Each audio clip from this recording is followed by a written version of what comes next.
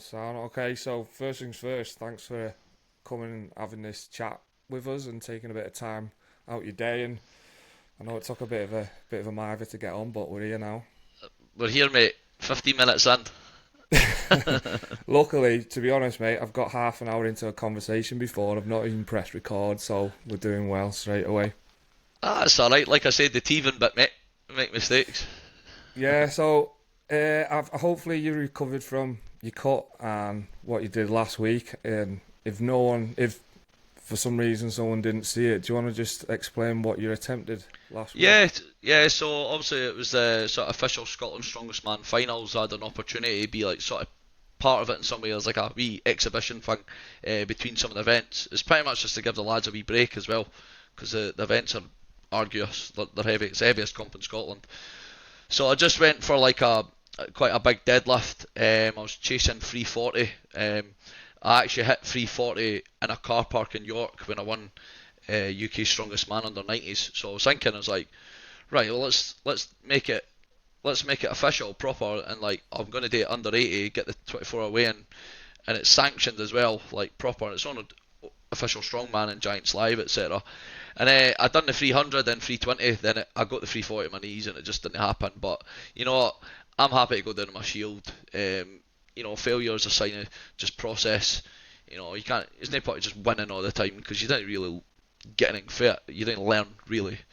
But well, It was close to seeing it. I thought once it got to just above the knees. Are you a hitcher? I can't remember if you're a hitcher or I you're a can't. straight puller. I can't hitch, man. I compete in powerlifting as well, so I just try and avoid that pattern or that Yeah. habit. It just hitch. Sometimes it happens, man. Like it, but it's not like a like a dirty one where I'm doing like a partial squat. Then I'm, what, fair play. Like that's a sport.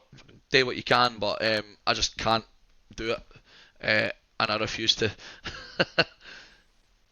Well, But I've seen a few things floating about is there a raw deadlift record, and because obviously a lot of us pull in suits and stuff like that. What have you um, thinking about? so long story short, and I don't want to go on it too much because I also don't want to feel like I'm criticising anyone else. My friend, I done the Arnold amateur log and deadlift championships, and my friend Lewis Blackwood pulled 338.5 as an under 80. There was also a lot of noise about like the day after on the Sunday that they were going to do like the under 80 world record deadlift, we'll say, and it was a big poster on that, and there was a lot of noise in that, and I'm all for it. And it was obviously Richard Milner and Tom Mannion who are just exceptional pullers, and it didn't happen. Like unfortunately, and no doubt Richard's going to absolutely destroy it next weekend if I'm correct. I don't know what number he's going to put up, but there's a world record there. It didn't happen, but like I think it was just like because nothing happened that day, and there was money on the line. I think they were going to get like a grand as well, and I'm like, damn right. But then the day prior, Lewis just doesn't say anything or anything and just turns up and pulls that, and I was just like, this is big. This is cool because I'm biased, man. I like Raw, but I'm gonna get in a suit. But I think it was just I was there to witness it. Like I was ready. I helped him out prior backstage and all that kind of stuff, and got him hyped up and etc. I'll keep it at that. And then he pulled that, so I just felt like, you know what, I really want to get 340. Me and Lewis are really good friends. Competed for years.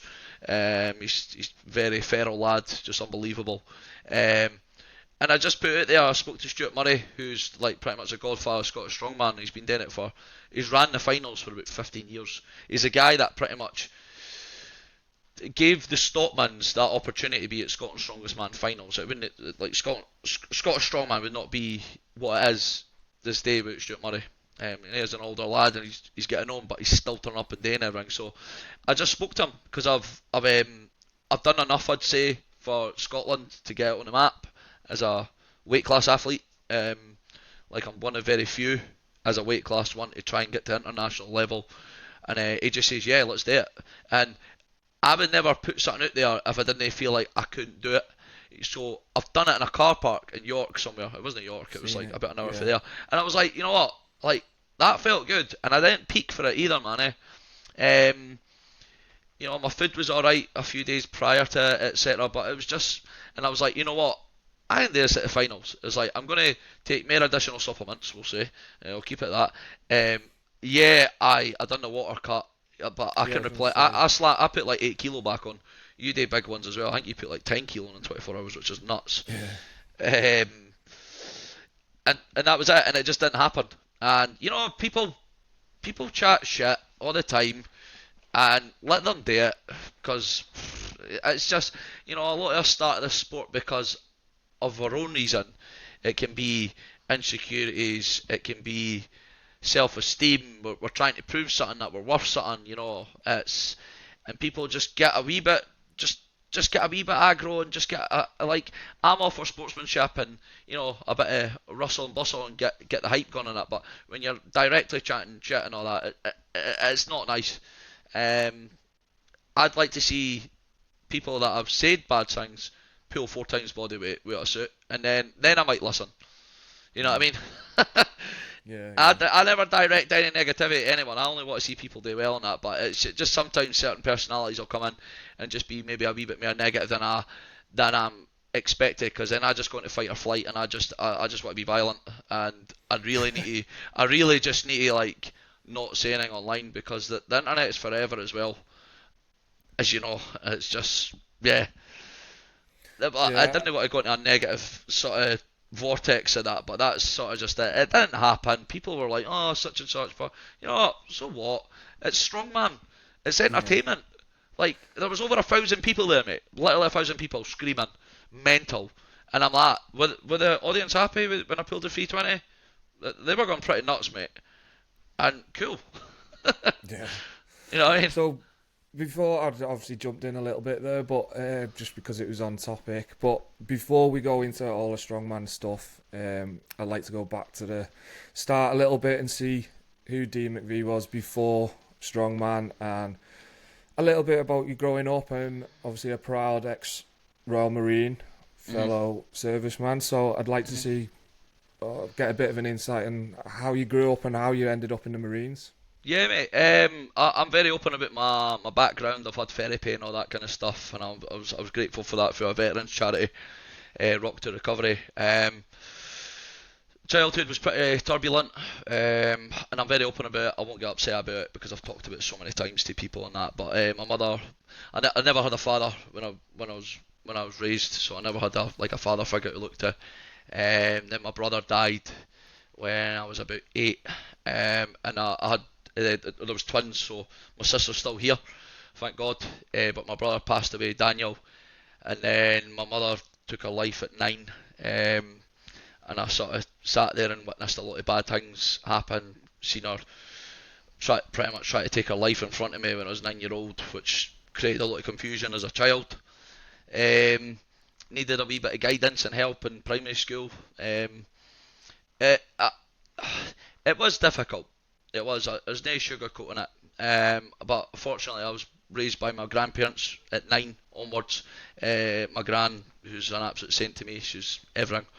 And I do a lot of this stuff as a strongman, as just a strength competitor, we'll say, because I do powerlifting as well. I do a lot for her, just to show, look at what you raised. Like, I, I you can remember. take that.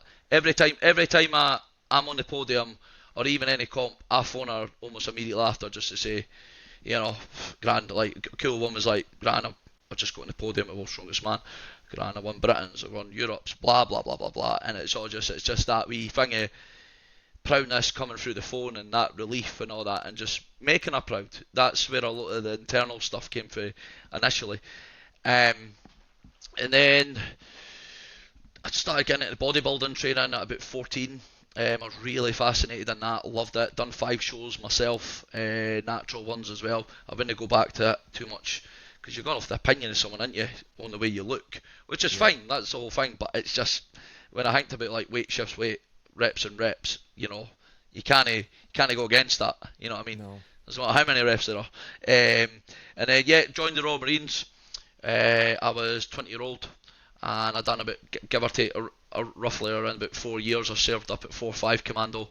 Um, this is all underlying stuff in my past, which I didn't work on. Is that because I never, and nothing against my grand, I felt like I was sometimes no part of our family, because I lost so much. So I wanted to try and be part of something like a brotherhood, which is the Royal Marines. And I knew the Royal Marines are the elite in my eyes. To get through just basic training, not like SF where you need to sort of join a regiment and then do that. But I was like, I want to be a Green Beret and serve my country, which I did. I went up at 4-5 Commando on Arbroath, and then done my time. Never went on Afghan, Iraq, ops, anything like that. But again, it was probably a good thing I never did. But also on the other side of it, that's why I joined up.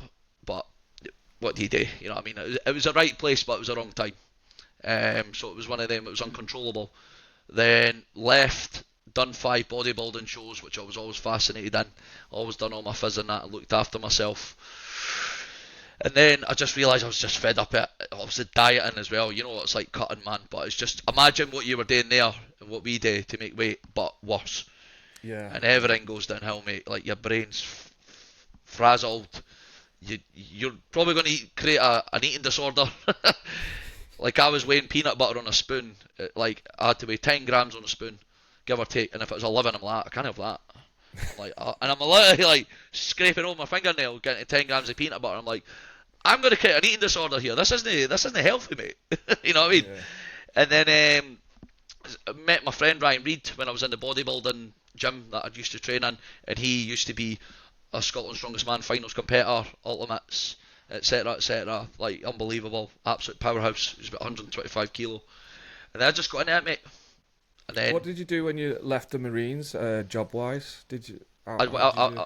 I, I immediately went into a personal training course because I either wanted to be a personal trainer or be a fireman, and I had to think about it as like if I'm going to go the route of the fireman, obviously my work rota would be different. I need to make sure I actually get in as well. There's all these sort of things and factors that would affect my diary and time. Where if I want to try and be a competitive bodybuilder, if I'm in an environment like a gym, the world's my oyster, and so that was sort of where it led, and I don't regret it. But that's sort of just the way I went, and eventually I just kept working for years, a lot of one-to-ones, and then transitioned online. I was grateful enough to get coached by a couple of good coaches, MSD Systems, Delroy McQueen, a couple others as well, and I learnt a lot for them, and then I just passed on to my own clients, and then I run a successful business now, which I'm grateful for, mate. I think that's it, aye. So when we first started getting into strongman, what was your first comp that you did? I done one back in 2016. It was called Team Hulk Novice, and it was a fully booked comp. It was ran in Drem, if I'm correct, and I'm sure it's Drem, but it was just a heavy novice comp ran by an ex-Royal Marine as well, Kenny Sim, who was at 4-5 Commando, who was also a competitor, strongman, at the same level as Ryan Reid, and they both trained together. Then I came into it, and then it sort of just grew arms and legs for there. I really got the fire for it there. I was the smallest guy, but I got like the Warrior Trophy for like working the hardest, I will say. And I knew I was like, you know what, like this is cool, but I need to go against guys that are in my corresponding weight category, because I was only like 80 kilo, like 90 as well. What age was you by this stage? I started strongman when I was 26, and I'm Right. 34 now, so I've almost been doing this actively for about 8 years. Like, never really took a break. I just take what appears. I'm not an opportunist though. Like, I'll always like compete on a level. You know what I mean? Like, I wouldn't go back to Scotland's Strongest Man under 80s, and nothing against these lads, but like we're climbing the ladder, and I'm going to stay in my lane and not be an opportunist or like a trophy hunter. And that's not directed at anyone. If you want to do that kind of stuff, cool, but I don't want to do that. I won it Yeah. 3 times as well, and I'm like, let's pass the mantle to someone else, or just like, it's time to step back for that. Yeah, you're selective with your comps now. Aye, absolutely, mate. And we've got, I just done Pro Strongman League there. Got a distal tear in my bicep, which is a partial tear. I won it last year in California, which was cool, but just tore my bicep on the final event. I still finished the event, but with a torn bicep, it was, to say the least, it was quite agony, mate. Was that the Aye, injury that kept you out of Europe's? it was, mate. I couldn't. There was no way I could have done Europe's. Yeah. Even though I would have been the defending fucking champion, I was still more than happy to come down and support people, and congratulate the new champions, etc. Because I love the sport and I only want to see people do well. Well, the majority of people anyway. Um, but yeah, it's just big personalities, and that's just the way it is, What isn't it? did what did you think of the setup this year? Was you a bit gutted you wasn't I've, chomping at the bit when you was there? I had FOMO, absolutely. But you know what? It is what it is, isn't it, mate? I've done 3 Europes, mate. I got second, and first. So I've had my fair share of it, mate, in all different locations. One was on Ireland, one was in Rotherham, anywhere. Fucking dump, mate. Didn't go there, mate. And then obviously it was in York, but I the I've been to that one before. I've been to that the Barbican because you're Britain's strongest woman and England's strongest Yeah, man, so I was yeah. a bit familiar with the environment, which would have probably played to my advantage a little bit as well. But Yeah, it well, was I just like, watched it to get a viewing, so I watched both of them to see what it was like, and so I wasn't just tipping up to a new environment. I'd already knew the setup and it's layout good, of mate. it. Aye, Yeah, mate, that's what you want, man. You want to try and like prepping for comps and all that is like you can use all your same kit and that's cool, but you want to try and literally get your hands on the actual kit, and it's quite hard, when it's Giants Live and OSG and that. But you want to be using maybe a different log, different farmers, just all these little things that because things always feel different yeah, on yeah, the day. I think OSG Worlds is going to be an interesting one with the log. Um, yeah, it's heavy, and it's meant to be. You got two choices apparently. The bigger one's 130 kilo for us, it's under 80s, and it's a big log and all. So these things in it. It's you just adapt to what you can and try and just get on with it. yeah. That's what I found quite difficult actually for the OSGs is not being able to practice on that kit, but certain people being sent the kit and being able to practice, and the first time you get to have a go of it is when the ref says go. Yeah, mate. It's and this is the thing with like how three-dimensional the sport is, isn't it? Like you do powerlifting, it's up and down, but with strongman, strongwoman, it's like everything, all these little tinkers and handles and the different brands and kit. Like I've used Slater logs, Big Dog, custom ones, and all sorts of strength shop. There's that much, but it's just trying to get more hands on it and more just more practice in it. Yeah, so with your experience now, then, for people starting out in strongman, what advice would you give them in terms of like mindset going into novice, beginners, Hmm. amateur comps? I would say probably hire a coach if you can financially support it. It just give you guidance. I wish I'd done it in the beginning, to be honest, like very early on. But again, you learn from your own mistakes. I think the biggest one was just try and enjoy yourself in the beginning. Like you're not going to just immediately just be a top end international competitor. You're going to OSG Worlds. You got very rare people that can do that. And it does happen still, but let's say in a gen spec that doesn't happen. Just try and have fun and accept that you're going to make mistakes and don't take it too harsh on yourself because all these mistakes are just learning curves and they mistakes they're not going to occur again. If they do happen again, there's something going on, like you've not addressed it and reviewed it enough. And that's why I don't really make mistakes in events like at comps because I've made all the mistakes over the years. And now it's just like trying to dial in patterns and just getting stronger and stronger. But just just don't be an opportunist. Don't wait for the perfect comp that's got all the events that's perfect for you because eventually, if you want to climb this ladder, you're going to have to do events that you're not that competent with, we'll say. And then just put more energy into them rather than being, you've got big deadlifters and big pressers, but then yeah, you've got another 4 events, mate. Yeah, you can win that event, but then there's going to be a guy that's literally only 1 point below you who could be better at the other 4 events.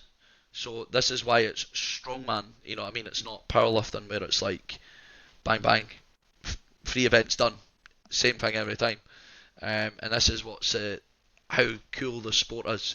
Is that like I don't know how many events I've done, but like things that can just break you. You know what I mean? Like really, like Conan's wheels, like one of them almost blacked out. Power stairs is hard. Sandbag, Max Sandbag, Husafel, we done at Brits. Just examples, that shield carry at Europe's last year.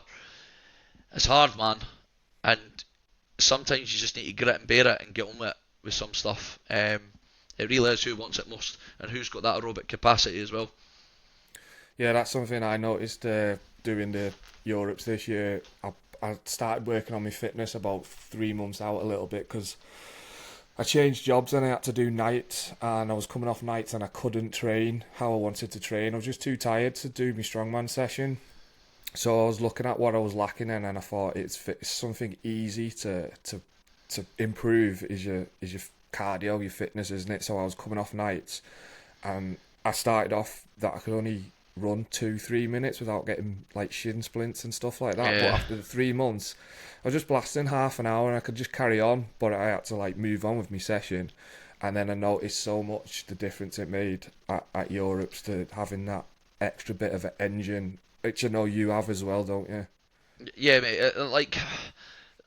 I believe like there's no such thing as strength without condition. There's no such thing as condition without strength. You know, you need to have like both of the packages. Um, if your conditioning's not that good, that is totally controllable. Getting stronger takes time, but you can build a gas tank.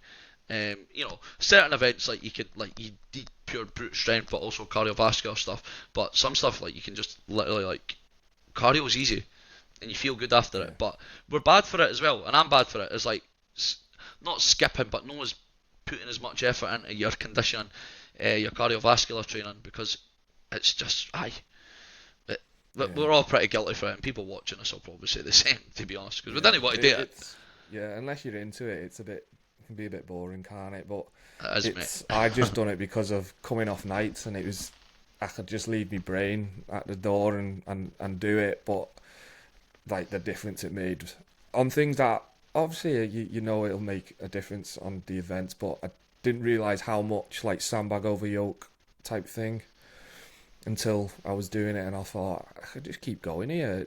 It made a huge difference, and it doesn't cost anything, does it? You can even just go out running. Yeah, it's like the sandbag over yoke, like what he's done. It's like you can tell who's been doing the work and who's not. Yeah, There's also a lot of technique involved as well, certain ways of doing it. It's a minute of pain. That's it. And people have this thing where it's like they're just trying to sort of protect themselves, and I get it. It's like, how do I describe it? You know, like people like jog back to the next implement. You know what I mean? I'm like, you're not going to recover between that. You're in a yeah, total like aerobic state now where your heart rate's still elevating, and you think you're getting your breath back. You might just have that wee, oh right, I can go right, still going up, because your body's like, because you go from 0 to 10 the second you hear the whistle go in it. So you may as yeah, well sprint between it. And this is where I'm yeah. like, right, who wants it more? And like, It's just easy over the sandbag. seconds, isn't it? Every time, man, it Easy comes. seconds. It literally like, for example, I won Brits last year, and that was great. It took me 3 times, and I lost my title by like I think it was like half a point, and I think it was like point 0.4 seconds in it, a point 0.4. But this is what happens. It happens. Like, and this is a sport how fine tuned it is and how close it can be to stuff. You know what? And I wouldn't change it for anything. You know what I mean? Because a stronger man will win on the day. If they win, they win. And I'll always be the first person to congratulate that person as well. Because it's just who's putting the work in it. Definitely, Aye. yeah. So talking of athletes, a bit of a mad question, but if you had to pick 3 athletes that you competed against, who would you say was the best that you've had the pleasure of going alongside? Good question. Josh Kuliskowski. Yeah, he Oh, podiumed at OSG, didn't he? yeah, Just gone. he's very consistent, man. I'd say Chris Harper as well. Um, yeah, he's done a lot. Seriously impressive in a short period of time as well. And I'd probably third. I like Tommy Lavelle just because his personality in that, but there's a guy called Quinn Romasco who actually Yeah, won Pro Strongman League, and he's the most professional, down to earth, just nice bloke. He's actually still serving in the military and all. He actually flew from Miami. No, not Miami. Hawaii, which is way out the way, to Baltimore to compete. And he's like, yeah, I need to go home now, like the day after. He's like, where you going? Hawaii. And that takes a long time, mate. And I was happy that I won. You know, it was unfortunate I got the bicep injury, but I think he was a couple of points ahead of me, and it just would have been even closer. But you know what, rightly so, he won it, and I was just happy for him because it couldn't have went to a better guy. But I'd say they three, Ricky Pang Bang, I can't even say his surname properly. Ricky P, will just say, he's great to watch because he's just humble as well. He's beat me, I've beat him. Um, I think He's so explosive in his knees, like he can't control his velocity, which is yeah, just nuts. And I think that just comes down to actual experience as well, because he's not competed as many times as what people think. He's just a freak. yeah. And I think weirdly, when we watched the documentary he was in, that Schofield done, watched it a couple of times actually. It was actually my motivation when I was going to Worlds myself. Watching that, it's that's a great cool. documentary. But I think that was only his second or third comp, Ricky P's, wasn't it? It's ridiculous, mate. I don't know how many I've done. I've done like over like 40 strongman comps now, and it was like I think that was like my 20 at my 20 mark, because I think that was like 2021. He won it, or Yeah, 2022, because I think Ben won it in 2022. Ricky won it in 2021. Chris got in the 23, and obviously this is the 24 that's yeah, coming. yeah, Um, yeah, but yeah, weirdly, like I've beat and been beaten by every single world's strongest man under 80s at one point, just through rankings and that. Ben, yeah. Chris, Tommy, who else? Ricky. We've all like been like this before at points. Yeah. Um, I've just not won it yet. They're all sound. They've won it, and I'm like, can I just get this once? Well, Just once. there I'm was a all lot right. of pressure on you last year, wasn't there, because of Mm, the success you had with other commentators. Did you feel that pressure yeah. for last year? Aye, mega mate. I shaved my head and got the Mauser and that, and I was, um, I was pretty juiced up, we'll say, and I was locked in, ready to go. But it just, I didn't like last OSG with the backpack and the loading and all that. You know, Yeah, I'm it was a bit not going to be crazy. Yeah, too negative about that. But the year before that, that was, you know, was squeezed in like, I think it was squeezed in like 6 or 7 events in 2 days because the hurricane came, and it like ripped up half our car park in Daytona Beach in Florida. That was just nuts. And then this time it was obviously in, I think it was like West Virginia or something. Um, it was still good, but it was just, I'm not going to be biased or that and be like, oh, this is unfair or that. It's like the stronger man won on the day, and you only play with the cards you've been given with the events.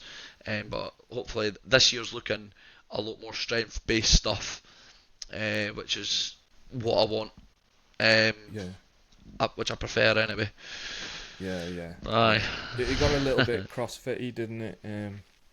it did, Just mate. It's just bag throws and all, man. Like, I get it's a spectacle for the audience and all that, but I'd rather put a fucking 400 kilo yoke on my back and walk with it than throw bags. You know what I mean? yeah, Argue the question of which one's going to test strength more. You know what I mean? Luckily, we have got car walk. I've done car walk twice already, and it is pretty. It's wobbly. It feels weird, and it is cool. So yeah. lucky to Back get and back. forth. Aye, so I we can. suppose side to side as well. It sways, man, and because of the tyres, mate. Because I dropped a 110 kilo Husafell stone on my foot in 2021, and it was the day before I flew out. I done my final event session, and I just cracked my foot, and I was in harrowing pain. I still went over. I just took a power of painkillers, and then I ended up still getting second on the car walk. Yeah, I But said on that. heart rate. That was on the documentary, wasn't it? That yeah, Yeah. yeah. You get to see your foot on that, and you can see it when I think you put the car down, you jump out, and then you're shaking your leg. You can see and they Yeah. say at the end that you've been injured all the way through. It was unfortunate because I think I got eighth that year. And you know what? And I was like, first time I ever done OSG, I came like 16th or something. And then the next time I was like, I want to get to the finals. I done that. The next time I want to get on the podium. The next time, obviously, a lot of pressure on me by taking a lot of like quite international titles. It just didn't happen, and that's fine. I think I got seventh. You take this on the chin, but with the car walk, I got it bandaged up, and I was absolutely feral. Like I got really angry. I think they actually had a webcam on me, and I stuck my lid on as well because I just do these wee things. I've got a spectacle, and the audience love it. The Yanks love it. I know they're patriotic as hell. I love it, man. You get Yeah, discount on anything, mate. And I finished the car walk, but because it's tyres, because usually a yoke would just slide, and you're like, yeah. Because it was tyres, it rattled, because it like also traction on the tyres. So because my foot was so weak, it buckled. So what happened is my foot went like this, bang bang. So it internally and externally buckled, and my foot just blew up, and it was black, and I couldn't even get my shoes on, and that's where I ended up buying Crocs, mate. going I to couldn't fit top, my man. foot. Like I literally see like in the finals, and my boots were alright. Like I still use my fucking Pussers MOD desert boots I had. I just slammed them on for my stones, but I just fit my foot in it. But I mean, I was like, this is safe. And I'm That high was as a early on in the events, wasn't it? Was it second or third in the events as well? aye. It was the second event because we done log, and then it was car walk, and then it was a load-in medley, and then it Was there was, deadlift? Because it was it was wasn't that deadlift. the year you didn't get you was Aye, everyone. yeah. I think even the commentator was like he's locked out and you're still holding it. He still didn't get it. It Mate, must have drained a bit of points that. it did, and I've never contended. I think this word's contended or like challenged a ref in my whole career, but that was the first time. And I went up to him. I went, mate. It's like, and he says, "Oh, your hips running through," and I'm like, mate. And I think there was a bit of bias going on because I seen some lockouts, and I was like, come on, mate. And like Tommy came up to me, speaking to Laws, other quite bigger names, and I'm like, yeah, I like don't know what's going on there, and I was fuming, but luckily I still got into the finals anyway because I thought that was going to hemorrhage me. Yeah. I thought that was going to jeopardise me not getting to the finals. Um, but luckily we got in, so it was all right. Aye. And then it was the last day. I think sandbag wasn't one of your strongest points at that stage, was it? Nah, man, I was terrible, mate. And the fact that triple extension, you're on your toes, that foot was Yeah, wrecked. yeah. And then stones, I just strapped it up even more. Painkillers, caffeine, other supplements, we'll say. And I was ready. I was locked in, mate. And that's before they dropped the stone height, which they done last year. So we were all like, I had the first stone, and I was like this, on my tiptoes on boots, and I was like, this isn't practical. So what they've done is now getting to the finals is that you actually the under 80s do the same height as the women. Yeah. And again, I'm not going to complain about it, and I don't think anyone else is really, because it's ridiculously high, man. Um, I'm cool with it, mate. Yeah, So, yeah. Well, I didn't make the stones last year, but I did know that it was slightly lower. I'm actually not a bad size in the under 80s, to be honest. I'm a bit small in the 90s, but I'm quite tall in the 80s, so it kind of you're worked for me a you're little bit. probably the biggest 80 I've ever seen, mate. And it's I think we talked about this before because like I'm always interested in like how people's performances are. Is that I think you consumed too much sodium, which affected your grip, Yeah, yeah, that which is a was that. Do you know that event for Worlds, that frame? I've never been able to watch it back. It hurts me that much to know that I made that mistake. But that was my first cut down to 80, and obviously at the biggest stage that you could do it on. So the pressure to get that cut right, having never done it before, I didn't take any advice about it. It was just me and Steph. I did take advice off people. Do you know what I mean? But I mean, I didn't have someone sort of monitoring me. I'd just ask people, and then we come up with our own protocol. Obviously made weight, but then the refeed, I just went mad with the sodium, the salt, and then the next day my hands were like aye. sausages and I think job handles were thin. the word, mate. I didn't like that frame carry. I consumed a bit too much salt as well, mate. If I'm being honest, because my grip wasn't as good as I thought. But you need to put in considerations of like the food as well, the amount of sodium, the amount of salt that Americans consume is far too much. They've obviously got a serious health epidemic over there, and like it's hard to find stuff that's not got salt in it, especially when you're Yeah, eating out. yeah, You know what I mean? And like you would have thought like, right, I need to get this food in. I need to get back up, and you almost like panic eat as well if it's your yeah, first time doing it. I'd done it before. I'd done Brits in 2021 or something. It was me and Connor Cohen's under 80 lad. I was coaching him at the time, but he's a great competitor. He's actually gone to OSG Worlds. He I like Connor. Yeah. we made weight because we shared the hotel, and we went down to Weatherspoons after it. And I must have consumed about 3,000 calories from my breakfast. And I was like, I'm going to get big. I'm going to slam it back on. I'm going to come up at like 88 kilo plus. But I ended up spewing half an hour after it. I went in a food coma. I felt ill. And I was like, I'm not going to make that mistake again. And Connor was like, are you alright? And then the fire alarm went off in the hotel. So then I had to get out of my bed and I'm absolutely hanging out. And I was like, this isn't going well. So if anyone's watching this as an aspiring water cutter, be very careful what you're doing on your refeed. Yeah, you almost think that that's the comp done. Once you've made weight, you're like, I'm done. And then in reality, you're not, because the refeed is just as important in my eyes. And yeah, I'll never forget that mistake I made, because I'm not one for excuses, but I just know it killed me points. It killed me points. I had a good overhead. I managed to get that dodgy yoke. Oh mate, that was that really caused a lot of problems in every weight category. And I think it was 8 of us that got it in the 80s. Is that it? And it was about 40 us. Out of 40 us, yeah. So I was on a high after that, and then to hit that frame, I was like, I was so, like I said, I've never been able to watch it back. Mate, and maybe that's one fine, day. mate.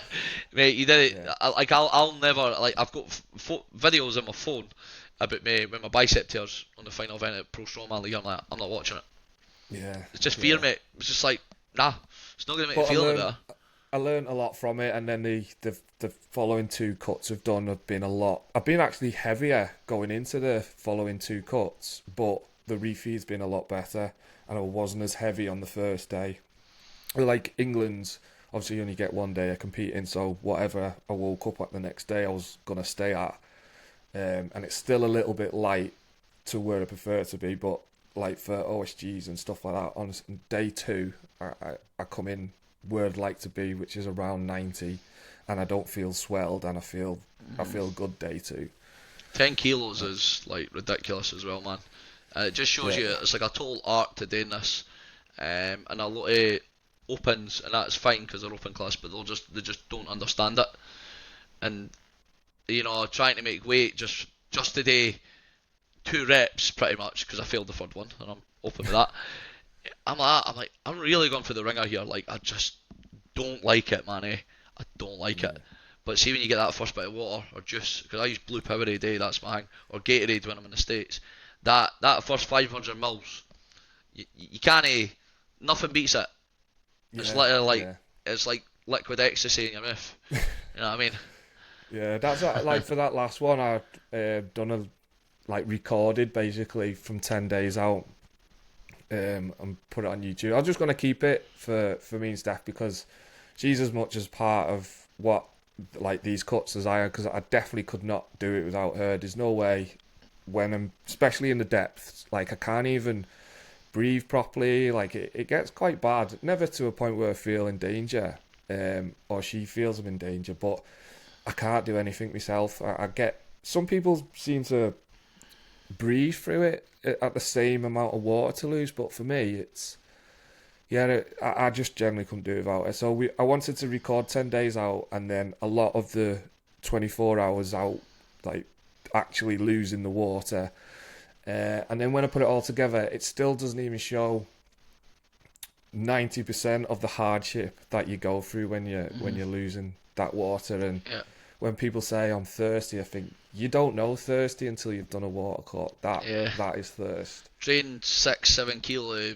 fluids out your body, and then come back to me and let me know if you're thirsty then. You know what I mean? Yeah. But that's good that you've got that's your partner, eh? That helps you do it. That's class, man. Just having that little just keep an anchor up when you're probably not feeling the best, just keeping you afloat on it. We've done it well. Like I said, not. You have to put your disclaimers, don't you? That I'm not professional and all that, because obviously I was going to keep it for us to watch in the future, to when we like look back in a few years and think, what the fuck was we doing? Like trying to lose all this water and get down to this weight. But then I thought people might find it interesting, and people might want to see how we do it. So I was like, we're not professionals, but this is just this little system that we've come up with, and it seems to work for us. And I've done well at the comps that I've done it for, so can't really complain. Well, you look at it this way: is like I watch a lot of UFC, and I know you're into your fighting as well. You see how extreme they go. It's just the same, but they've Yeah, got four lads at one time looking after them.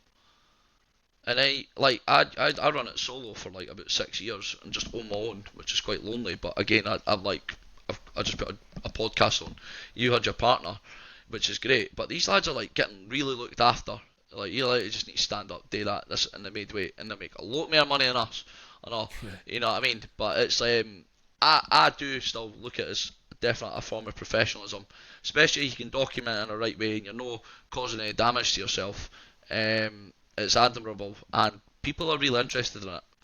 Um, but yeah, that's it's another reason, like because it is dangerous, isn't it, if you fuck it up, because people I've, have died from it. yeah, I kind So of boy that was. I'll only mention their names, like, but I've seen people spit blood, yeah, which is a sign that all your fluids for your like esophagus is like gone, and you can get like throat cancer and all sorts of stuff just to yeah, make weight.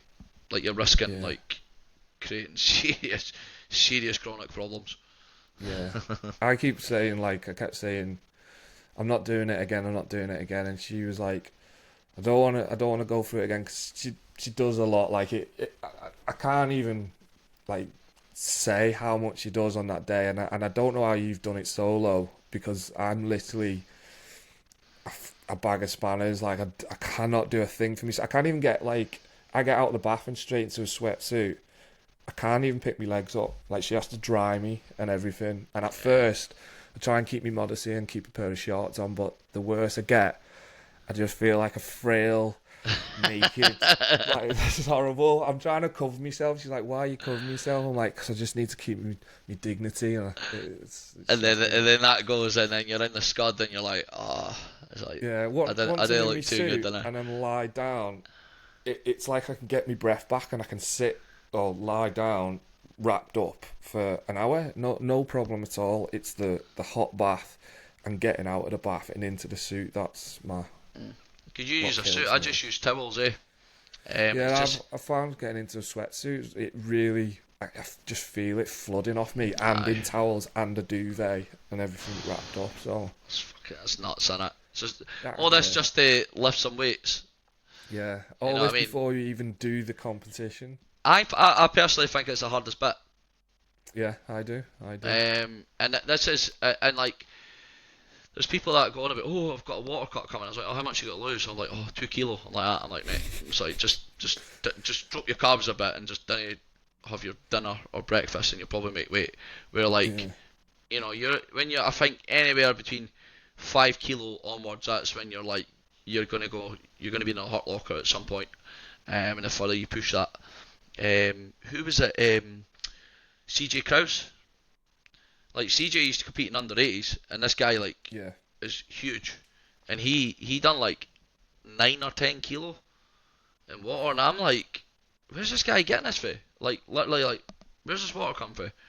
But he was just so good at it and so locked in on it, and now obviously he's an under 90, like a huge under 90, and he's Yeah, one of the Chaos he's Classic winner. yeah, aye, but he was in Baltimore.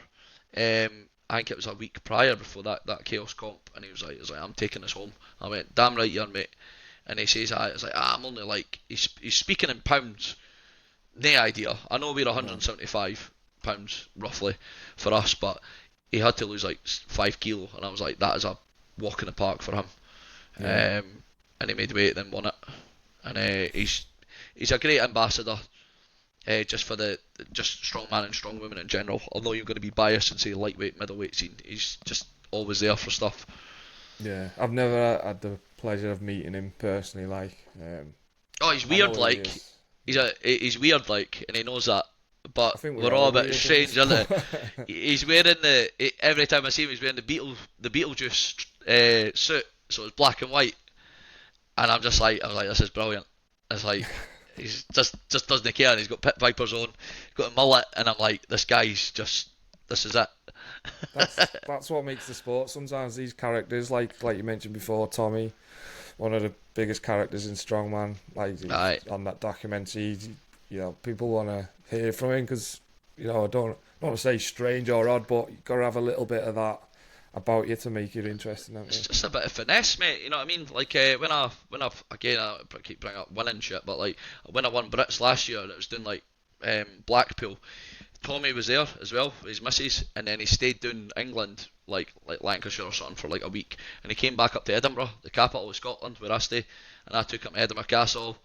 I gave him haggis for the first time. I gave him Iron Brew. I gave him a fry up, you know what I mean, like a Scottish fry up, Yeah, all this kind of stuff, and he's like, this is great. But like, what I didn't realise is like I wanted to have a drink with him. I wanted like one drink with him, but Americans drink like a pint and they'll have a nip, like a whiskey. So yeah, give me a yeah, pint and a whiskey, and I'm like, I usually just slam about 8 pints, and then I'm on the hard stuff. But they have them both at the same time, and I'm like, this is we're treading. We need to tread carefully here, mate, because I'm yeah. like, if I get that taste proper, that's it. That car's parked up somewhere safe. I need to worry about that. You know what I mean? Was it a So good night? Did you end up out? we didn't go out. We didn't go out because there was a reason behind it. I think I had like another comp or like Yeah. something stopped me, thank God. But I made sure he was looked after and gave him the right places to go on that. Talking about sort of the way people come across and stuff, you have quite a unique way about you at comp, don't you? Like you're very hyped, very aggressive, ready to attack, and until you meet you, and then you're like the most pleasant guy you can talk to. You're also it's like you can't put these two people together. I'm talking to you now like really pleasant, nicest guy ever, and then when you see video clips of your comp, it's like this feral, wild, ready to attack anything, angry Scottish guy. Uh, um, do you flick between? Is it easy to flick between, switch it on? I think it's sort of like the Jekyll and Hyde thing, innit? And that's sort of the way I look at it. It is experience through it, and again, you do get taught in the core in the Royal Marines is like controlled aggression, little things like that to switch on, switch off professionally. You know what I mean? It's like bang bang. Um, with myself, so I'll go into it very briefly. So what's it called again? Oh, it's flying on my head. Sublimation, right? So it's two terms, right? There's a sexualized side, which we're not going to go into at all because that's just all weird BDSM stuff, and there's That's another also podcast. That. that's another podcast. That's episode 2. Where we're going, mate. And the other one is where I can act inappropriate and go feral and go, "Fuck, let's go, like I'm ready to fight or flight," and I was doing it there, like just for a second. I'm like, because Yeah, I'm gritting my teeth and it's all body language and energy and that, where I can act inappropriate and get hyped in in a environment where it's social accepted. So, for example, I can go, let's go, and people feed off it. People love that, and I'm all good yeah, for it because all it's doing is bringing me up. And again, is it part of my personality? Cool. I'm cool with that. Absolutely fine. Some people are calm as custard. Sound doesn't work for me. I've tried it. Doesn't work. Where if I was at behaving like that in Starbucks, for example, the phone the police there's a maniac in this place. So I can project a lot of this stuff in the environment where I'm professionally and the most efficient. yeah, That is more the sports psychology side to it as well. But and I'll talk openly about it again. It's like because obviously like my childhood was harrowing, and I wouldn't wish that on anyone. I use that stuff, but I use it at a very small degree where it's pure poison. It's like I'm putting in myself. Um, you watch a Witcher, no, no, right? So he takes this black stuff, right, and it makes him absolutely like his eyes go black and he's ready to go. It's like if anyone's watching this, that's pretty much the way I imagine myself. Obviously, I use my additional supplements, I get my caffeine, and I sniff my salts, and bang, that's where I'm like, it's fight or flight. And all that I put in my mind is the last memory I ever seen of my mother was in a mental ward, so it was in the loony bin. Um, and that was the last thing is me standing in the hall and seeing her. So to me, I'll relive that in my mind, and I'm like, I'll fucking kill any cunt in front of me. Doesn't matter who's in front of me, and that's where it's like I need to be really, really careful with what I'm doing. If you can see and you look back at Europe's Strongest Man last year before the power stairs, good on Chris, like we're both first and second, it was going back. I was ready to go, like I was like really, really, really, really aggressive, and that's what works for me. Eddie Hall I'm not going to go into Eddie Hall stuff, but he says that I'm sure he said he like he was trying to lift a car off his Car, family and yeah. that, but I heard different stories which is a lot more harrowing than that, and that would get you going. And it's just the psychology he done. I'm like, because that's where I got that sort of idea. I'm like, this is what he's thinking of, and I'm like, will this work for me? Right, let's try it. You know what I mean? But it's that off and on switch. The second I've done that event, I'm off because there's no point in like still being in that mindset and that hype, because all I'm doing is I'm burning mental energy, physical energy, my heart rate's through the roof, bang, bang, bang, bang, and I didn't want to be. Don't want to be like that. I don't ever want to be like that around people because it's poison, but it Yeah. works for me, and that's sort of just the thing that. So it gives you a platform to release that then, doesn't it really? Like I'm not like that, but I sometimes wish I was. Um, I just can't seem to get into that sort of like anger state. But I've seen, I don't know his real name, so but the strongman psychologist Yep. doing Hmm. doing little trials. I think that's quite interesting. I think he done Frank Parks, I think, Yeah, yeah, yeah. and the difference when he's hyped and not hyped. So it interests me, the psychology stuff, because I'm all about these little percentages to build up to make your game better. I'm all about that. So He's it's fascinating. Some of the stuff he does. We actually yeah, spoke at Giants Live, England's and Brits before the Europes and that, and he's just really fascinated on how it's like I use the term selective arousal. So there's certain events where, for example, like I need to be calm. If I'm got to do max log, I can't be hyped. I'm calm as custard. Because if I get my heart rate too high, my diaphragm's moving, and I'm trying to stabilise like a log at whatever weight, it's not efficient. Where it's like a deadlift, farmers, yoke, stuff where it's like, right, this is brute, is like, and it's not requiring too much technicality. That's where we go feral. Power stairs, there was a wee bit of technicality involved, but it was enough. I was like, I just need to do this now. I was like, here we go. Um, yeah. but that's sort of the diving into the psychology part for me, where it's and nothing's directed at any one of my competitors. It's just this is what I do, and just stay out my way because the train's coming. And I'm gonna change it for any man because it makes me feel alive and all, mate. Yeah, I I know. like it. I like it. I wish I had a bit more of that in me, but I just can't seem to get into it. I'm not good with pressure, me, so I do anything not to even think I'm there. So, like, I don't like to go and watch what's going on. I don't like to know the scores. I don't want to know like where anyone's placing. I sort of like chatting, bouncing, just jumping up and down. Anything to take away until I have to go and do the event, because if I start thinking about it, I'll mess it up. Um, Mate, every individual's different. Some yeah, people like pressure's a privilege to a degree as well. I always keep that in my mind. But if you're trying to be zen and nice and chill, good on you. Um, it's I would probably rather be like that if I could, but it just doesn't work for me. You know what I yeah. mean? See, I'd rather be like you. So, well, there you go then. That you can't have it all, mate. Yeah, yeah. So we're like talking about comps and that. So I had a few questions there that I thought that I could run by you, as in your build up to a comp. So how far out would you start a training program, and how far out would you start a diet? I know that'll probably depend on where you're currently sat, Uh huh. but Um, how long's your I would say about 12 weeks, give or take, as long as nothing else is getting in the way. I think we're about 11 weeks out for OSG, so this is sort of the first week of prep for it.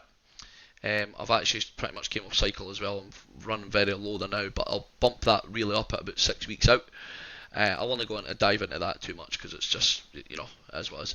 Um, it, nutrition wise, as long as I'm like below 87 kilo, I'll just water cut it, and sodium manipulation, carb depletion, water loading, natural diuretics, forms of perspiration like saunas and steam rooms, like what you do, hot baths, suits, everything. But the training usually is linear. So I would just start quite light. This Yeah. week's been mega light. Like I done axle deadlift 200 kilo for like 8 reps, and then I went down to 180 for 3 sets 8. And all days I'm glad 20 kilo next week. I'll add a wee bit more, and then a wee bit more, and then I'll just start taking certain accessory movements out and start doing a bit more events. But by the end of it, sometimes I'm already doing Supramax where I'm already over comp weight. And that's where you do a thing called potentiation, where you actually go way over something and you go back down and you're like, oh, this isn't that bad. You do your top set, Yeah. you always do your first back off, you're like, this isn't that bad, and then you do 3 of them, and then you're like, right, I can see why I brought it down. But it's usually 10 to 12 weeks. A week of deload. I do nothing for a week before the comp. My nervous system is like done. CNS is cooked. Didn't even want to train on the last week, which is a sign I'm there where I want to be. And as long as I'm not too unscathed and niggles and injuries, because they're all going to come. We're getting older as well, mate. I mean, you're like in our mid 30s. You've got some like young lads in their I'm early 40 20s. next year, me. Are I'm going you? for masters. Yeah. Aye. Oh, I feel it, mate. One of the old boys. A bit of moisturiser, mate. You tell me your secret, man. I'm hanging it, man. I shaved his beard off like yesterday, so now I've got this pair Mauser, eh? I wanted to look like Don Fry, the UFC fighter, eh? Yeah, yeah. It was So, Mitchell Hooper last year, Don Fry this year. aye, mate. Actually, Mitchell Hooper was at OSG Worlds last year, and I had the skinhead. I was bare like Yeah, yeah. muckle as I could, and we got a photo together. But he actually picked me up, like front raised me out the audience, and just held me, and we got a photo together. So random. And then Joe Scholes like get the footage of that, and it was just so funny, man. I was just like, we're on first names terms as well now because I've seen him at the Arnold's, and he came up to Yeah. me. He's like, "How you doing, Dean?" I'm like, "What's happening, Mitch?" It's just like, this is a thing. It's like they say, like never meet your heroes and that. I like Mitch, and we're on. It's just another guy that's really strong. Yeah. That's it. It just you meet these people and it's just like, oh fucking hell. I'm like, it's just another cool person. You know what I mean? Yeah. I've It's competed like that well. a lot in strongman, isn't it? You do get some idiots, but it is like that a lot in strongman. You speak to people at all levels, and everyone's just a person, just doing what they love doing. I think when you get higher and higher, you become more humble and more supportive. Where Yeah. when you're at sort of not the bottom, I'm not going to say the bottom, if you don't achieve what you really want, it can create inferior insecurities, jealousy, envy, competitiveness as well, but in a toxic kind of way as well. I'm all for being competitive, but I'll always be the first guy to shake your hand if you win or whatever, and I always try and abide by that because I'd never want to be bitter or jealous. And comparison is also the stealer of joy as well. So it's a hard line, mate, between being having fulfillment and no being fulfilled in the sport, if you know what I mean. Because I've literally only got World's Strongest Man to win in Arnold Ohio's, and then that's it. The Infinity Stones are all done. Um, well, I'll always like keep trying to do it. Like all these titles, it doesn't make me a better person or anything like that, but it gives me reason, it gives me purpose to be here as well. Like I said, having therapy, etc. Like at one point, like I was suicidal last year, and my friends were really concerned about me, and they had to call the police on me. I was put in the back of a police van, and I was got to fucking go and hang myself in a fucking dam somewhere. And I had the rope, and I wrote my will out and everything. And I was like, I'm fucking done. I'm going to index myself right now. But my friends fortunately reached out to me, and I held myself accountable and became and was a man about it. You know what I mean? I'm Masculinity a is a sufferer as well. Like, you know what I mean? And it's like I'm so grateful for Rock to Recovery helping me out, and just like the lads that were in the core of me reaching out. And this sports gave me so much purpose as well. Has it become part of my personality? Yeah, but I can roll with that because I'm not a bad person. I only want to give energy to people. There's always going to be a couple of people out there that are going to be chat shit about me a little bit and this and that, but I just bank that, and I'm like, fine, fine with me, but I'll be the better man. Um, yeah. I I think just the higher you go up, the more people you're seeing to, and it normally comes down to jealousy, doesn't it? Really, I've seen it a lot on the OSG podium posts from official strongman on the Instagram. There's a lot of hate stuff going about, and it's just think why, like what these people aren't even involved in the sport. No one in the sport was doing it. You know what I mean? It was just random people that felt they had to chip in with stupid comments. I don't get involved in it, me. I tend to not comment on much The stuff. thing is, mate, people get brave behind their phones. They Yeah, always just get a wee bit too confident, you know, got a couple of wee dopamine releases, getting a wee bit cheeky and all that. But imagine someone chatted shit to you, mate, and then you approach them and says, "Aye, what's fucking happening?" It's fucking shit, mate. You know what I mean? But yeah, people just get brave, and I don't understand it. Um, and then when people chat shit about me, it then rubs off on me, and then I start becoming bitter and negative. I'm like, I don't want to be like this. You know what I mean? This isn't cool. But I still think the community, we'll say in general, is on the up. There's yeah, there's more personalities, there's more people, there's more investments, companies, etc. But that also brings more people in, which means more personalities, which becomes more of whatever what to describe it as. You know what I mean? yeah, It's you know, we're individuals because of our opinions, and that's what makes us all unique.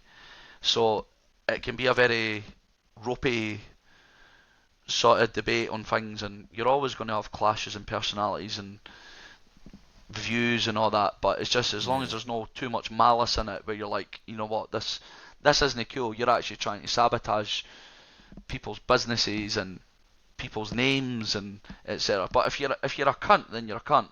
You know what I mean? You can see it. You know what I mean? yeah, But if it's yeah, just a bit like, come on, mate, chill out. You know what I mean? yeah, Then be the better man or woman. yeah. But What do you anyway, think about the sort of recent news of the new pathways? Obviously, there's going to be quite a few options next year. Um, yeah. Bit of controversy earlier, a few couple of weeks ago, wasn't there, of how it all come about and stuff like that. But what's your The, thoughts on? there was, mate. I didn't get involved with anything. I'm just a competitor. But if you're asking for my opinion on it, is there's no way handling business. But right, business is brutal. You know what I mean? That's it. At the end of the day, it will come down to money as well, and how the sport's going to grow in different ways. Like I said, bigger like other businesses, etc., coming in. What could it have been handled better? I don't know. Maybe I don't know. It's nothing to do with me. That's the thing. I just want to compete. But again, it's such a business is so competitive. You know what I mean? Yes, there's people out there that have done so much for the sport, but then other things happen, and that trajectory, personalities and disagreements and all that, because it's always going to go back and forth. There's a lot of personal things that happen in the sport, and then people, because someone's got a bit of influence, they'll jump on that bandwagon. They're not even aware of what's going on. It's just grab your pitchforks and fire, go, because I said so, because I done alright at something. And they're like, yeah, yeah, you know, you squires at the back, the wee pawns and all that. And that's social media for you. And that's the problem is like, do your fucking, like, also people just need to like clean the closet out before they try and clean someone else's out as well. There's so much contradictory, and it's like, I'm not mentioning any names on anything, but there's so much always shit going on. But sorry, going back to sort of like the pathways, good. It's like, will it go? I can only hope for all businesses and all event promoters, etc., that it goes well for them. But you're always going to get clashes of business. That's just the way it is, and a lot of it's to do with money, and that's just the way it is. Because that's the only way the sport's going to grow. Is because capitalising in it, it's only one way to grow, is by Yeah, going up the way, and this is where it's hard at the top. You know what I mean? yeah. Do you think with the sport growing, then obviously more and more people are coming into the lightweight scene? Maybe we needed another pathway because it was getting quite chock a block. I don't know about like Scotland's strongest man, but England's strongest man is like 40 competitors to get through on one day, which is quite a lot. I It's mean, nuts, mate. Chaos ran obviously amazingly with it, and you know, it wasn't a long day or anything like that, and fire through them. But it's a lot of competitors, isn't it? So there's only going to be more as the years go on.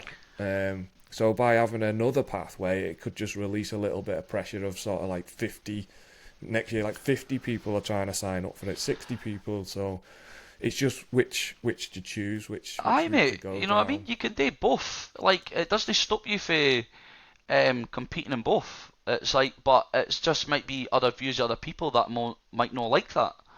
But Yeah, you're just there to compete. You're a competitor. If you pay your entry and you're creating presence and you're as a competitor, that we're promoting the sport by being competitors. We're there. We're only going to help both ways. But it's the clash of the personalities and the business and that. It's only going to, like you said, I think it's going to take the constraint of it, like the limitations on it, because there's only so many.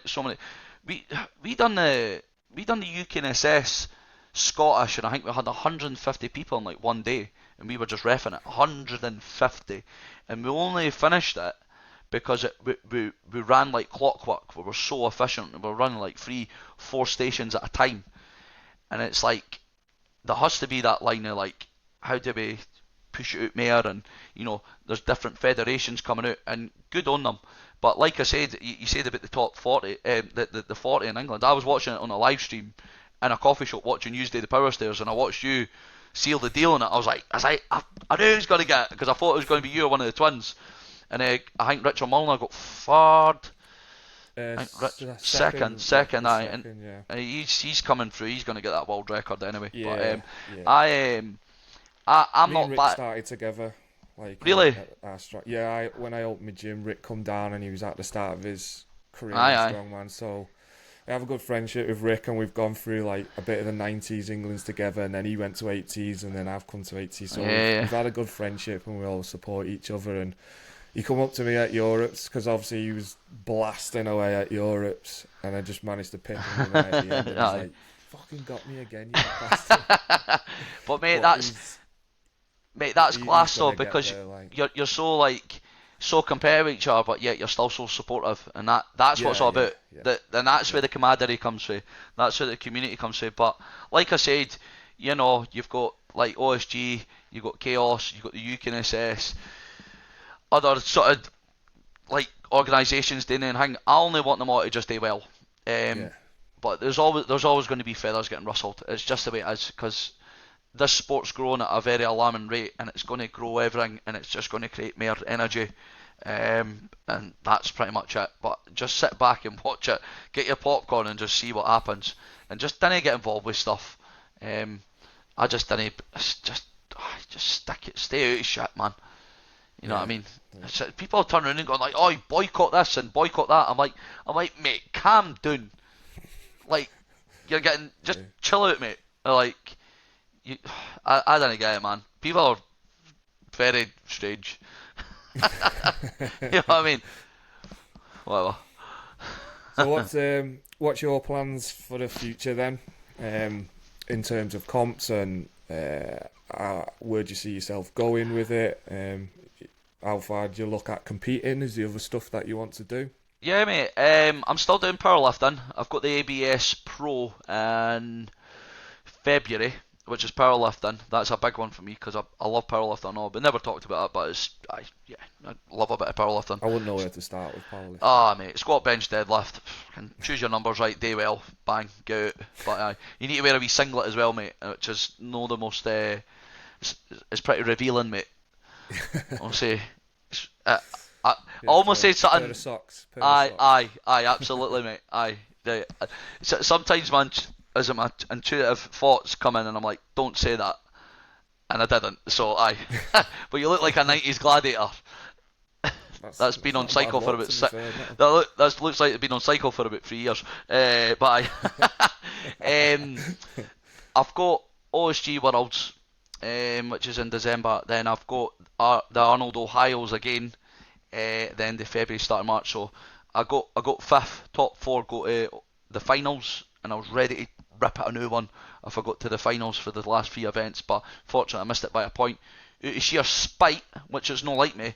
2 weeks later, I had the Arnold UK's and won it, and then qualified for the next Ohio's, which was literally a fortnight before it, which is just nuts. So two big ones, like literally the two biggest comps in the strongman bracket, we'll say, is OSG Worlds and Ohio's, and then I'll just take it for there, mate.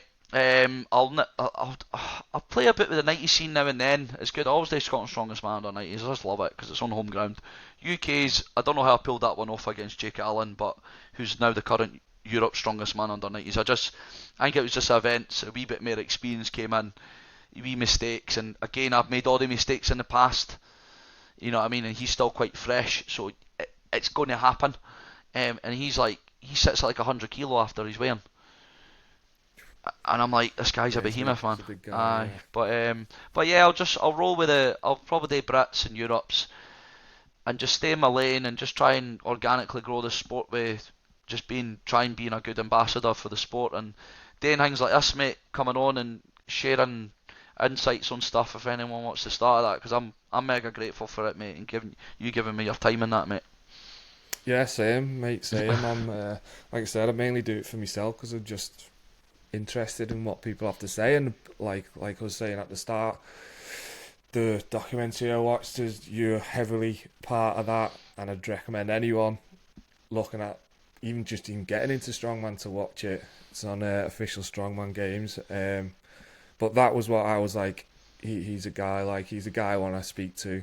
Mate, anytime. Yeah, so it's good that we've got to that stage now where we can jump on and have a chat.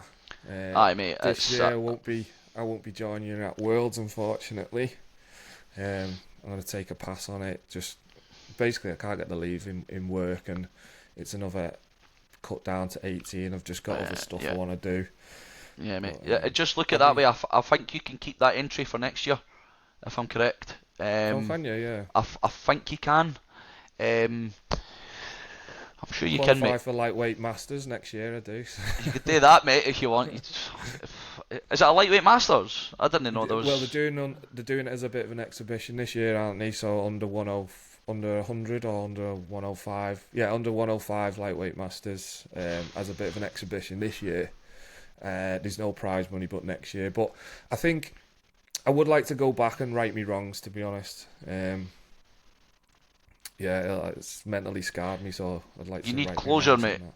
You need a bit of closure, don't you? And you'll come back at it, mate. I know, like, you've got other things now, but people always come back, mate. It's closure, mate. You're a competitor, mate. Yeah, that's just the way we are, mate. I kept saying I'm going to try and have a break, and you know, not that it's like some people do it in all ages, but coming up to 40, I'm feeling it. Do you know what I mean? I'm feeling these cuts, I'm feeling these niggles. I always put, like, we've done a lot of running in boots, didn't we, back in the day? Yeah. In the military, I'd done 11 years running around in boots, so I feel like I don't know, I feel I have a lot of imbalances, and most of my comps I get by on painkillers and stuff, and I think I need to sort this out. I need to get sorted, and then maybe come back and get a good physio, mate. It'll cost you, but you need to, like, address these imbalances and yeah, definitely get like a posterior analysis, we'll call it, mate. Fancy words, Yeah. but and have a wee look at what's going on, mate. Because I've got imbalances as well, mate. I've got lordosis, mate, which, like, pretty much I've got a wee bit of curvature, so the lower part of my spine. But I think we all have them, don't we? I think we have. I can't use it as an excuse. I think we're all knackered, aren't we? We're getting older, mate. It sound like two fossils here, mate. But yeah. So I'll wrap it up there then. We've gone over an hour there, so I'd just like to thank you for your time again. Don't go off this a sec, because I'll just chat to you after we come off. But thanks for coming on and giving me your time. I've really enjoyed chatting to you. Like, it's a pleasure, mate. An absolute pleasure, man. And I appreciate anyone that's watched this as well. And please keep watching them for Joe and supporting it and sharing it and that, because stuff like this is organic, and this is what it's all about. So thank you. Next one, mate. Next one.